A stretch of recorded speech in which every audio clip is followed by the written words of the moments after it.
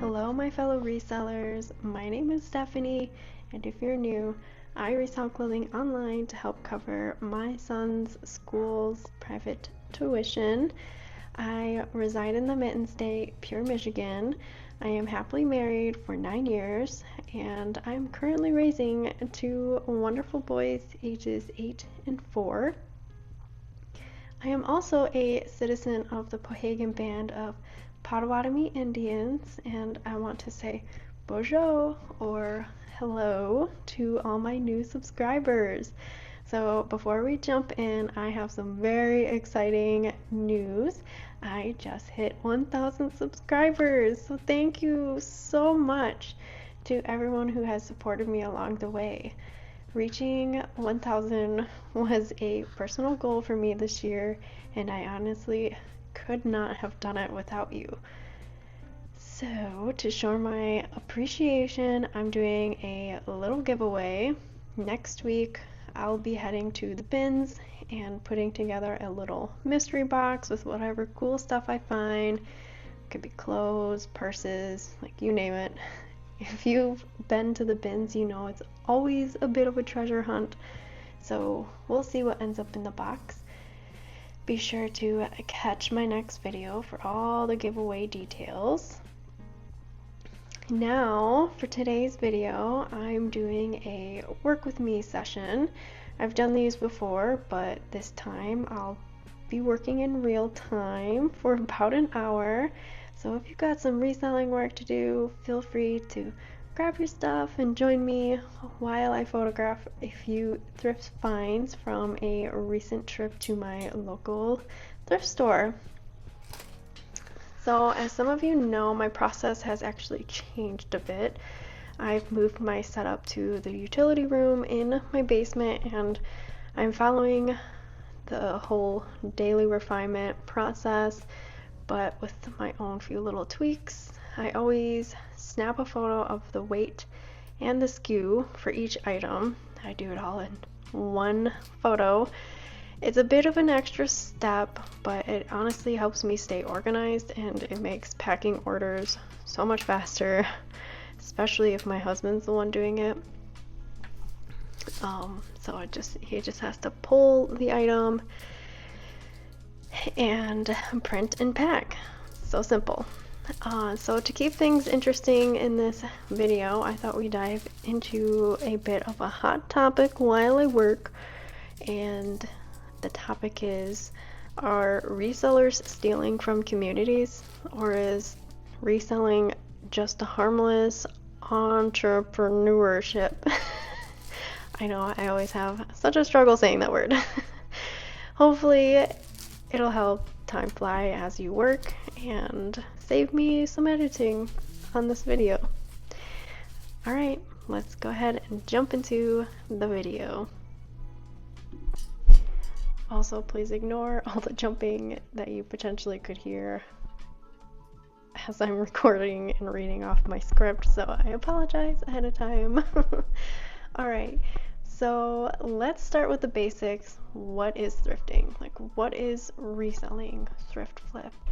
Also called, reselling. It's all about finding those hidden gems at those secondhand stores like garage sales, thrift stores, estate sales, or even flea markets, and selling them for a higher price online. This could mean clothes, shoes, furniture, home decor, or even electronics. Like, there are so many different niches that you can jump into. For me personally, I mainly focus on shoes. I do dabble a little bit in home goods, or like the hard goods, but I'm still a noob. Resellers typically look for items that are either undervalued or trendy, and trends go in and out. Things like vintage band tees, designer handbags, retro sneakers, or unique home decor items. They buy them at a fraction of the price and flip them online for sometimes double, triple, or even more. So platforms like Poshmark, Depop, eBay, and Facebook Marketplace have made it easier than ever to turn secondhand flips or finds into profit. Some flippers even run this as their full-time gig, while others do it as a side hustle, and that is what I do. I am more of a part-time / side hustle reseller. It sounds straightforward, right? But flipping isn't just about grabbing something off a rack and listing it. Serious resellers often spend hours and hours researching trends, learning how to authenticate items, cleaning, or even restoring them. And they curate their listings with high quality photos to attract certain buyers. So it is a process that takes a lot of time and effort and skill. And when done right, it can actually bring in some serious profit. So why do people love reselling? Okay, so on one hand, reselling can be an amazing way to build a side hustle or even a full-time business. It's not just about making money, it's also about sustainability. When items are bought secondhand and resold, it keeps clothes, shoes, and household goods out of the landfills, reducing waste. With the rise of fast fashion, that's more important than ever. And let's be real, who doesn't love the thrill of finding a diamond in the rough, scoring a designer jacket, or a cool vintage band tee at the thrift store for just a few bucks and then flipping it for a nice profit online? That rush can be addictive. For some, it's the thrill of the hunt that keeps them going. It's like a treasure hunt where every trip might bring in something amazing. For many people, flipping is just more than a hobby. It's a legitimate business. Some flippers build entire brands around their finds, curating Instagram-worthy shops or Depop stores that appeal to niche markets. And that takes work. They spend hours combing through racks, cleaning and restoring items, photographing them just right, and marketing their stores online. Part of the appeal is the affordability. Resellers can find quality items for a fraction of retail prices. This draws in customers who love the idea of getting high quality or unique pieces without breaking the bank. It's exciting for buyers too, especially when they snag something they've been hunting for at a great price. Plus, shopping secondhand feels rewarding. It's like giving items a second life. People love knowing they found something special, saved some money, and avoided contributing to the endless consumer cycle. It makes the process fun for both the buyer and the seller. And for those selling, the satisfaction goes beyond profit. There's pride in building something from scratch, whether it's a personal side hustle or a small online business. Some flippers even say it gives them a sense of independence, especially if it allows them to work from home, spend more time with family, or pursue other passions. So, at its core, reselling is about more than just buying and selling. It's about sustainability, affordability, creativity, and freedom. No wonder so many people are getting hooked. The controversy. Is reselling hurting secondhand shopping? So here's where things get a little complicated. On the surface, yeah, reselling seems like a win-win, good for the environment, good for your wallet, and a fun way to make some extra cash. But not everyone sees it that way. Some people argue that the rise of reselling is starting to have a real impact on those who depend on it. When resellers grab the best inventory in bulk, it can leave fewer options for people who rely on those stores to make ends meet, like low-income families, college students on tight budgets, or folks just trying to rebuild their lives. And it's not just about cool vintage finds disappearing. It's also about essentials. For some people, secondhand stores are the only place they can afford clothes for work, winter coats, or furniture for their homes. When flippers clean out the best stuff, it's just not frustrating, just frustrating. It can make life harder for people who really need those items. Some people say that as more and more resellers hit thrift stores looking for profit, prices start to creep up. And we're not talking about rare vintage pieces or designer bags. I'm talking about basic things like jeans and kitchenware. Those items are getting more expensive. Some folks even feel like thrift stores are starting to cater more to resellers instead of serving the communities they were originally meant to help. And yeah, thrift stores do get a lot of donations, sometimes more than they can even handle. But when the most useful or in-demand items disappear quickly into the hands of resellers, it leaves others with fewer choices.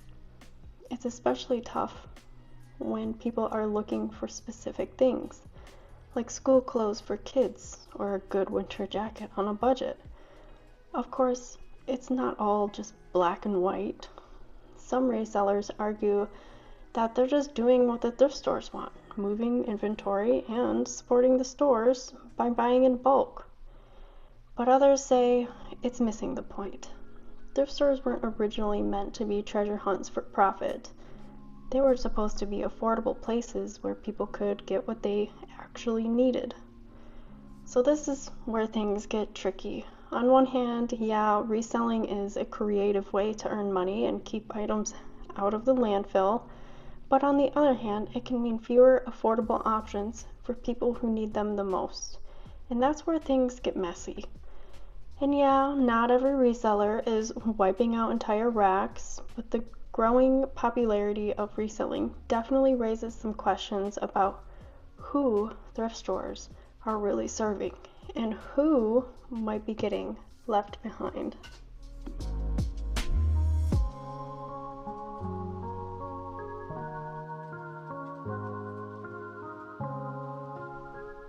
Supply and demand. So here's the thing, supporters of reselling say it's not really a big deal. Stores like Goodwill, the Salvation Army, and other donation centers often get way more stuff they can possibly sell. A lot of it never even makes it to the shelves. If resellers are helping move that inventory, isn't that just a win for everyone? And honestly, think about it. How much random stuff sits on the thrift store shelves until it gets tossed or marked down to almost nothing? Resellers argue that they're just helping move the product faster, giving it a second life instead of letting it collect dust, or worse, end up in a landfill. At the end of the day, isn't this just basic supply and demand? If there's a market for secondhand goods and people are willing to pay $50 or more for a vintage tee online, why shouldn't flippers take advantage of that? They're just responding to what the market wants. And let's be honest, thrift stores aren't exactly non-profit anymore. Many of the big ones have caught on to trends and are adjusting their pricing to match demand. Some Goodwill stores even have premium sections or set up separate boutiques just for their high-end value items, and they started selling online themselves. So if the stores are raising prices to follow the market, it makes sense that resellers would do the same. Plus, supporters argue that reselling is part of the reason thrift stores are still around. If nobody was buying all that extra inventory, those stores might struggle to stay open. And let's be real, resellers buy a lot. Some even have relationships with store managers or go to special sale days, helping thrift stores clear out massive amounts of stock. Another point supporters make is that reselling is a kind of a service. They're doing the hard work of sorting through racks, finding gems, and cleaning or fixing items so buyers online don't have to. Not everyone has the time or patience for a long thrift hunt, and flippers are making those finds accessible to more people. And yeah, some people see it as unfair or frustrating, but from a business perspective, it's just another market shift. Thrift stores get donations for free, resellers buy those donations, and buyers are willing to pay more for convenience. It's all part of the cycle. So really, reselling supporters see it as a natural evolution of secondhand shopping. In their eyes, it's not about stealing from communities, it's just responding to demand. And if that demand helps people build side hustles or businesses, all while keeping usable goods out of landfills, and it helps support a small business, then what's the harm? At the end of the day, reselling isn't going anywhere and has been around for a very long time.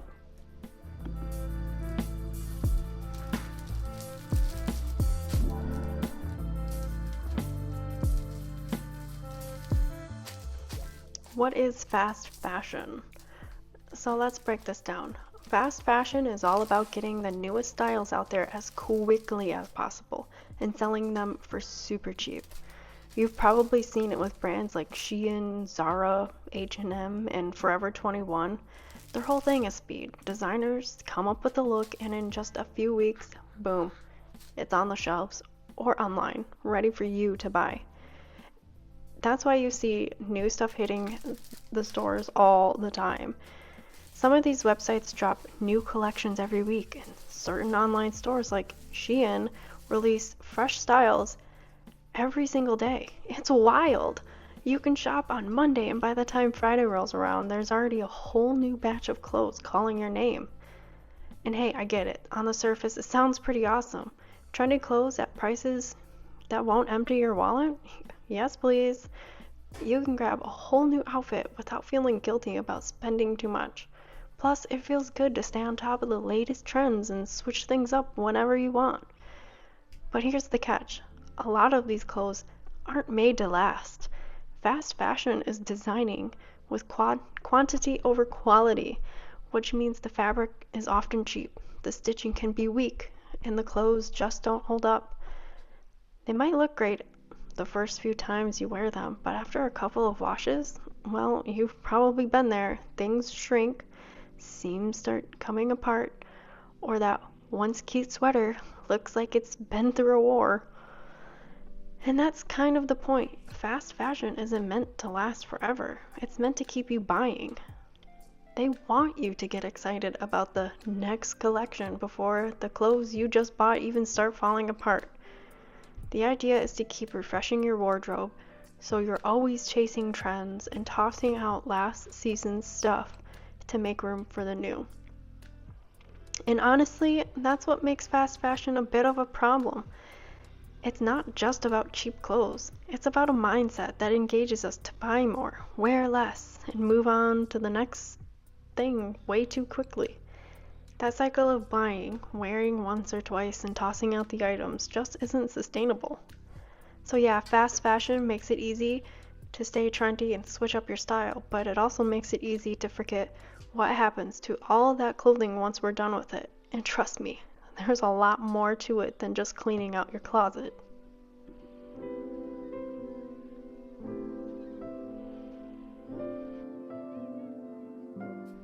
How fast fashion fuels textile waste. Here's where things start to get really messy, like literally. On average, Americans throw away 81 pounds of clothing per person every single year. That's like tossing out a full suitcase of clothes annually.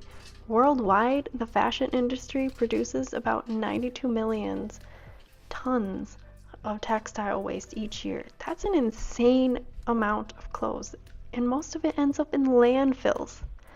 A lot of people think donating clothes will solve the problem, and donating is helpful, but thrift stores can only sell so much. They get way more clothes than they can handle, and most of what's donated doesn't even make it onto the racks. A big chunk of it either goes straight to the dump or gets shipped overseas. But even when those clothes make it abroad, they often become someone else's trash problem. Fast fashion makes this worse because a lot of clothes are made with low quality materials like polyester, which is basically plastic. And just like plastic bottles, these fabrics can take hundreds of years to break down. As they slowly decompose, they release chemicals and microplastics into the environment, which can mess with the soil and water. And it's not just in landfills. These microplastics show up in our water systems too.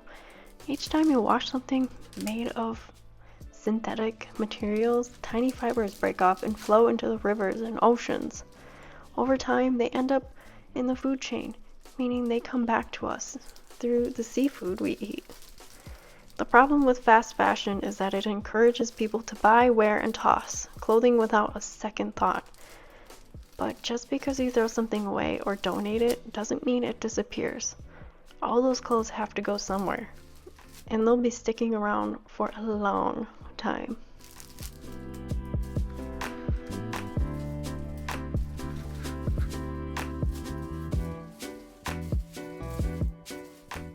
Who's paying the price? It's easy to get caught up in all the cheap deals, but we also have to think about the people behind the clothes we buy. Fast fashion companies rely heavily on low-wage workers in developing countries, and most of these workers are women. A lot of them are getting paid so little that it's barely enough to survive, even though they're working long shifts just to keep up with the non-stop demand for new clothes. The thing is, these factories are under constant pressure to pump out clothes fast and cheap.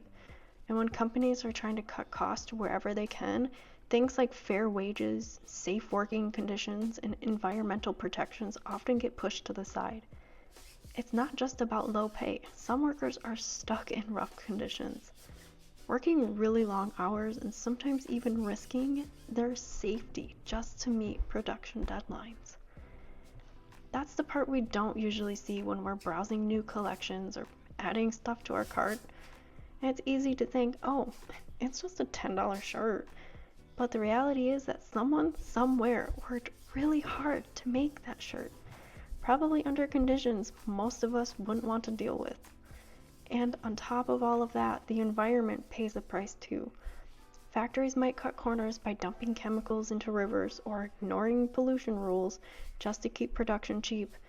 So while it feels like we're getting a great deal at the store, the real cost is being paid by both the workers and the planet.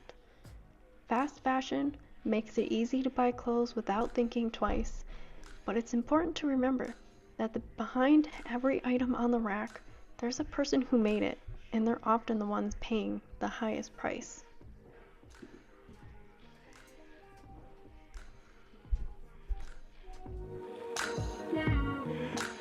What can we do about it? So what can we actually do to slow down fast fashion? The good news is even small changes can make a big impact. One of the easiest things you can do is just buy less and buy smarter. Instead of grabbing stuff just because it's trendy right now, try focusing on pieces you really love and know you'll wear for a long time. Investing in better quality clothes might feel like more upfront, but they'll last way longer. Plus, you won't have to keep replacing things every few months. Another fun way to reduce waste is by shopping secondhand. Thrift stores, consignment shops, even online platforms like Poshmark or Depop or eBay, they're all gold mines for unique finds. Honestly, shopping used can be a blast. There's nothing like the thrill of finding a gem for a way cheaper than retail. And it feels good knowing you're giving something a second life instead of adding more to the landfill. If you've got clothes you're ready to part with, think twice before tossing them. Organize a clothing swap with friends. Everyone brings stuff they don't wear anymore. Or you all go home with new to you pieces. Or donate to local shelters and organizations that really need it. And if you've got something that's a little worn out, try repurposing it. And old t-shirt could become a reusable tote bag, or jeans with a tear might make great DIY shorts. But hey, if you got a rip, missing a button, or busting zipper, don't panic. Learning a few simple mending tricks can go a long way, and it's easier than you think. YouTube tutorials have saved a lot of my clothes. Look, fast fashion is huge and it's not going to disappear overnight. But the cool thing is every little action adds up. Whether it's buying secondhand, repairing what you have, or just cutting back on impulse shopping, it all makes a difference. The more people who hop on this mindset, the closer we get to breaking the cycle. You don't have to be perfect. Just starting small can create a ripple effect that helps the planet and those old clothes out of the trash. Are resellers really to blame for the rise in thrift store prices? It's easy to think that resellers are the reason thrift store prices have been going up. But is it really that simple? Sure, when people start flipping thrifted items for profit, it can make things more competitive. But let's be real, there's a bigger issue here, and that's fast fashion. Fast fashion brands like Shein and Zara are pumping out clothes so quickly and cheaply that people are buying more than they need and donating their old stuff just to make room for the new. This constant churn means thrift stores are dealing with tons of donations. Many of them fast fashion pieces that are poorly made and don't hold up. At the same time, the demand for quality secondhand items have been growing. So thrift stores know they can bump up the prices on better stuff. But here's the thing. Most people shopping on resale platforms like Poshmark or eBay aren't even looking for fast fashion pieces. Why would they? If a fast fashion item only lasts a few washes, why buy it used for a higher price when you could just grab it new for less? That's why you don't see a lot of Shein selling on Poshmark. At least for me, it does not sell, and I don't pick it up. So who's really to blame for the rising prices at thrift stores? It's probably a mix of things. The increased interest in thrifting has made secondhand shopping trendier, which naturally drives prices up. At the same time, thrift stores are trying to keep up with demand by marking up the higher quality pieces, especially since they have to sift through so much fast fashion junk. Resellers do play a part by scooping up the good stuff to flip, but they're not the whole problem. How do we fix this? There is no quick fix, but there are a few things that could potentially help. Thrift stores could also focus on partnerships with local communities, offering discounts to people in need, or setting aside essentials like coats, work clothes, and kids stuff for those who really need them.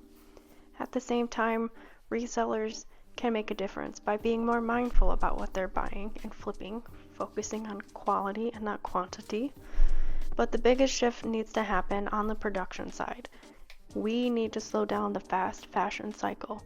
If companies stopped flooding the market with cheap, disposable clothes, thrift stores wouldn't be drowning in low-quality donations. We could start focusing on keeping better-made items in circulation for longer. In the end, it's not just about blaming resellers or fast fashion. It's about everyone doing their part. Thrift stores, resellers, brands, and consumers all need to think about the long-term impact of what they buy, sell, and donate. If we all take small steps toward being more mindful, we'll be able to make second-hand shopping more accessible without losing sight of sustainability.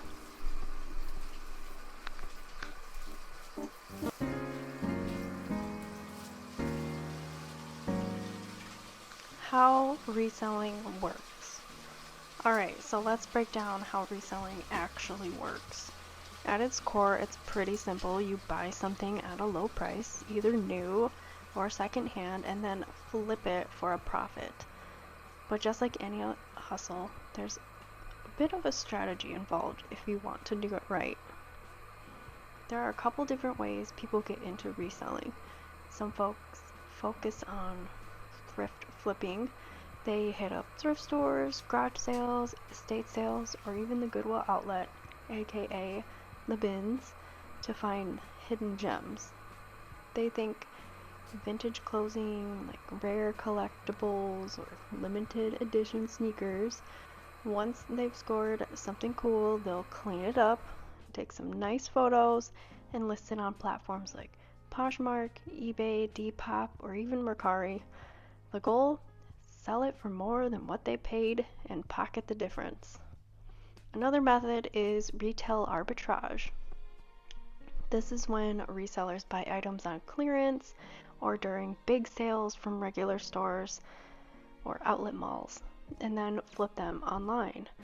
Sometimes they even buy in bulk, especially with high demand items like limited edition sneakers or trendy toys, and resell them once the store's stock runs out. Think about those holiday season scalpers grabbing all the PS5s and selling them at double the price online. Yeah, that's retail arbitrage in action. So here's the process, step by step. 1. Finding the inventory. This is the fun part, hunting for those deals. Whether it's at the thrift store, flea market, clearance aisle, or even online, resellers spend a lot of time searching for those items that have resell potential. Okay, number 2, researching the market. Once they find something interesting, the next step is to check if it's actually worth anything. This usually involves hopping on resale platforms to see what similar items have sold for. If something's trendy or in demand, resellers know it's time to grab it. Number 3, cleaning and prepping. Especially with thrifted items, things need to be cleaned or repaired. A lot of resellers will wash clothes, polish shoes, or fix small issues to make items look as good as new. Presentation is key because nobody wants to buy a wrinkled shirt with a weird stain on it. Number 4, taking photos and listing. Next up, it's time to take good photos because great pictures can make all the difference. Resellers will stage their items, sometimes with lighting setups or fun backgrounds, and upload them along with detailed descriptions. Platforms like Depop are all about aesthetics, so sellers often put some extra effort into the vibe of their photos. Number 5, setting the price. Pricing can be tricky. Resellers want to make a profit, but also keep things competitive. Some list a little higher and wait for the right buyer, while others lower their prices to move inventory quickly. There's also room for negotiation. Most platforms allow buyers to make offers or ask for discounts.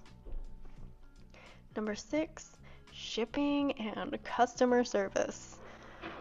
Once something sells, it's time to package it up and ship it out. Many resellers include little extras like thank you notes or stickers to build a good reputation and encourage repeat customers.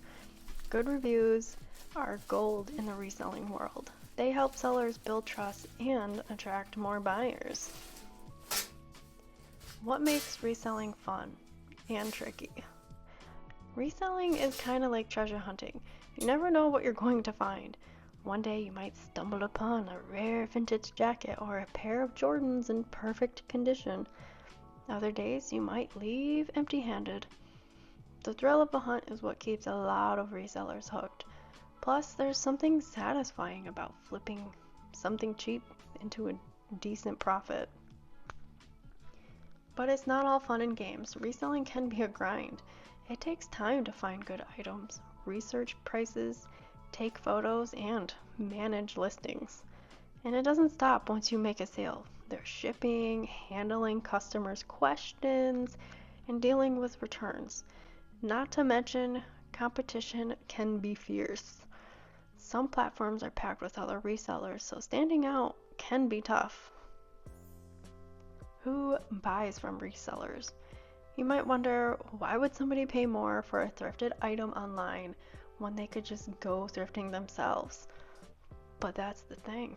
Not everyone has time or patience to dig through racks or the big blue bins at a thrift store or the bins. A lot of buyers prefer the convenience of shopping from curated online stores where they know they'll find the specific items or brands they're looking for. And then there are collectors, people hunting for vintage fashion, rare sneakers, or out-of-print books. For them, resellers are a goldmine. These buyers are often willing to pay more for items they've been searching for, especially if they're hard to find. Is reselling good or bad? Like anything, reselling has its pros and cons. On the positive side, it gives clothes and other items a second life, keeping them out of landfills. It also promotes entrepreneurship. Some people turn reselling into a full-time gig, building their own small business from the ground up. On the flip side, there are challenges. When resellers buy up all the good things at thrift stores, it can leave fewer affordable options for people who rely on secondhand shopping. And when they buy bulk things like consoles or limited edition sneakers, it can drive prices way up, frustrating everyday consumers.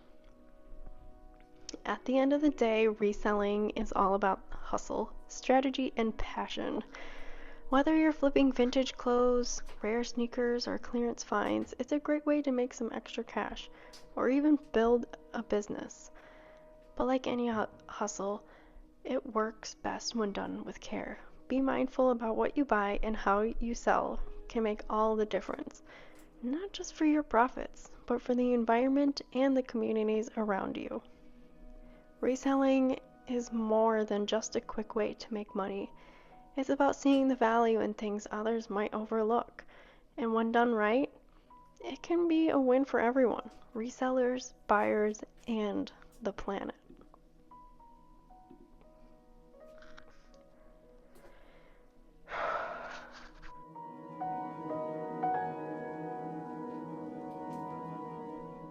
Ultimately, there's no one-size-fits-all solution. Every store and community is different, and finding that sweet spot will take some creativity and flexibility. Maybe that means having special sale days just for locals or offering discount to people in need. Or maybe it means stores and resellers work together in new ways that we haven't even thought of yet. At the end of the day, it's all about balance. Reselling doesn't have to be an all or nothing situation. There's room for everyone, whether you're thrifting to save money, make money, or just because you love the hunt. It just takes a little awareness and willingness to be part of the solution. So yeah, maybe the answer isn't as simple as flippers good or flippers bad. It's about finding ways for reselling to work with communities, not against them. And if we can do that, I think everyone wins.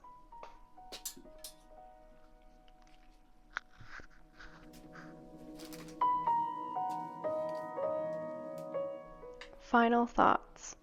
So, what do you think? Is reselling a creative hustle that promotes sustainability, or is it making things harder for folks who rely on thrift stores? Honestly, that's why I personally love shopping at the bins or hitting up those smaller thrift stores run by churches or local charities. It just feels good knowing that my money is going towards something that helps the community. And really, there's plenty to go around, especially when you shop at places that aren't part of the big name thrift chains. There are a lot of ways to do your thing as a reseller while still being mindful and helping others. I totally get both sides though. Growing up, we shopped secondhand because that's what we could afford. Back then, I wasn't worried about brands or trends. I just grabbed whatever fit and worked. So I know firsthand how important these stores can be for families trying to stretch their budget. Shopping at the bins can get wildly competitive, but let's be real. There's so much stuff there that no one is going home empty-handed. And honestly, it feels good knowing that these items are getting a second chance instead of ending up in a landfill.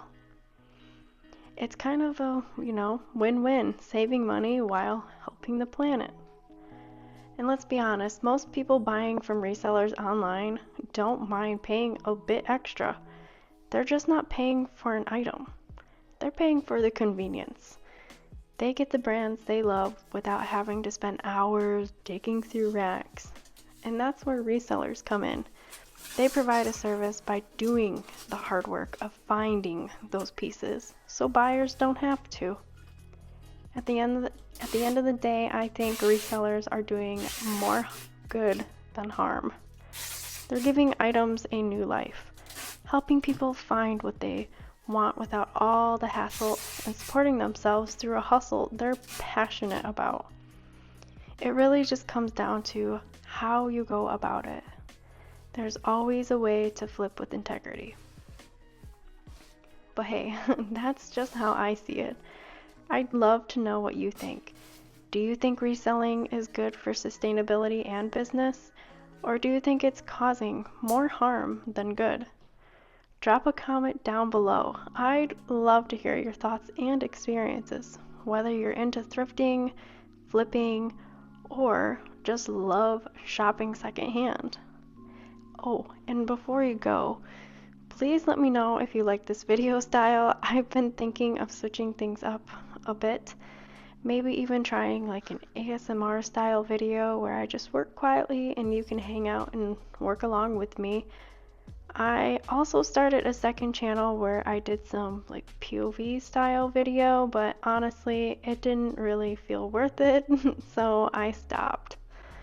Let me know if you think I should give that style another shot, or if you're down for more casual, chatty videos like this one. Scripted, of course, obviously. And yeah, I know Poshmark has been the hot topic lately, but I'm kind of over it. I don't have anything new to add, and I'm not really interested enough to keep talking about their new fee structure that they keep changing and reverting back. I just wanted to cover something different today. Oh, and one more thing. Don't forget to watch my next video for details on the giveaway I've got coming up. Thank you so much for hanging out with me today. If you found this video interesting, make sure to hit that button, the like button, and subscribe for more reselling chats, thrift hauls, and all things secondhand. Enjoy the last 10 minutes or so of relaxing music, and I hope you got lots of work done. See you next time. Bye!